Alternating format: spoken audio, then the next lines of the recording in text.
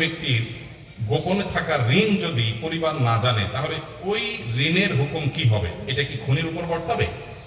কেউ কাউকে খুন করেছে, আল্লাহ মাফ করুক, যদি এটা হয় তাহলে যিনি খুন হয়েছেন, নিহত হয়েছেন, তার ঋণ থাকলে ওই ঋণ তার উপরেই বর্তাবে। খুনি খুন করে অপরাধী হয়েছে সেটা ভিন্ন বিষয়, কিন্তু ঋণ তার উপরে বর্তাবে কেন? কারণ তিনি ঋণগ্রস্ত হলে তার কর্তব্য ছিল লিখে যাওয়া ওসিয়ত করা। নবী সাল্লাল্লাহু আলাইহি ওয়াসাল্লাম বলেছেন, কারো কোনো ওসিয়ত করার কিছু থাকলে সেজন্য রাতে না ঘুমায় ওসিয়ত লেখা রাখ পর্যন্ত। ভাইরা আমার, এই জন্য লিখে রাখবেন, নোট মেনটেন করবেন।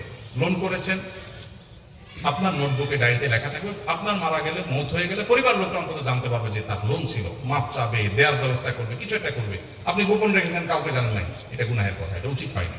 কিন্তু নিহত হয়ে মারা গেছেন তিনি, ওমান কতিলা দুনা দামিহি ফাহুয়া শাহীদ, আশা করা যায় আল্লাহর কাছে তিনি শাহাদাতের মর্যাদা পাবেন যদি ঈমানদার হয়ে থাকেন। কিন্তু তার ঋণ পরিশোধের দায় তাকে নিতেই হবে, এটা খুব ভয়াবহ ব্যাপার। নবী সাল্লাল্লাহু আলাইহি